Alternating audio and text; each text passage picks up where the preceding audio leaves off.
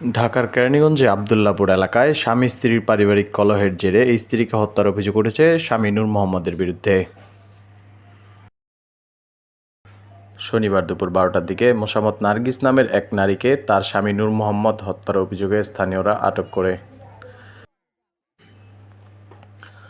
ঘটনার পর স্থানীয়রা নূর মোহাম্মদকে আটক করে এবং নার্গিসের মরদেহ ইব্রাহিম হাসপাতালে নিয়ে যান।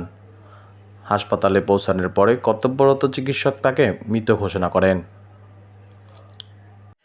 এ বিষয়ে নিহতের বাবার কাছে জানতে চাইলে তিনি আমাদের জানান, আপনি কিভাবে মারা গেল এই লোকটা? কিভাবে মারা গেছে? আপনার কি হয়? আপনার কি হয়? আমার মাইয়া মেয়ে। মেয়ে কিভাবে মারা গেল? কিসের জন্য মারা কিভাবে গেল? মারা গেল? ওই আর থাকা করে গো পারা আমরা আছি না ম্যাডাম, ইয়া তো ফোন করে কয় কি টাকা পয়সা বহুত দিছে, এ হয় না আবার 2 দিন ধরে রয় উঠছে টাকা লিয়ে 5,000 না।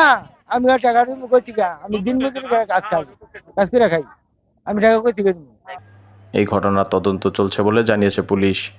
লাশ নিয়ে আসছিল সিরাজদি খান থানায়। সিরাজদি খান থেকে এখন ওই আসামি এবং লাশ কেরানীগঞ্জ থানার উদ্দেশ্যে পাঠাই দিচ্ছে। ওই থানায় মামলা হবে, ওই থানায় ব্যবস্থা।